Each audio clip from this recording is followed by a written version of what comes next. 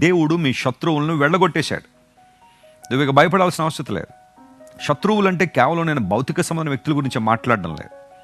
నిన్ను ఆధ్యాత్మిక జీవితం నుంచి వెనకకు లాగాలని ప్రయత్నం చేస్తున్న దురాత్మ శక్తుల ప్రాబల్యం కొన్ని సందర్భాల్లో నీలో ఇచ్చిన ప్రేరణ కావచ్చు.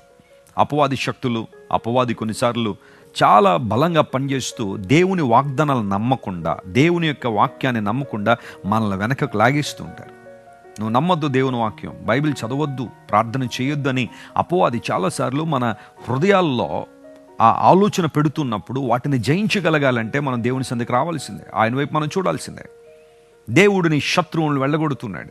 ఇంతవరకు ఎవరైతే నిన్ను బాధించారో, ఇంతవరకు ఎవరైతే నిన్ను అణగద్రొక్కేశారో, ఇంతవరకు ఎవరైతే నీ మీద విజయం సాధించామని విర్రవీగిపోతున్నారో దుష్టత్వంతో, అలాంటి వారందరినీ దేవుడు వెళ్ళగొట్టి ఉన్నాడు. నీకు సంపూర్ణ విజయాన్ని, విడుదలను యేసు నామములో అనుగ్రహిస్తున్నాడు. నమ్మిన వారు స్తోత్రం చెప్దాం. హల్లెలూయా.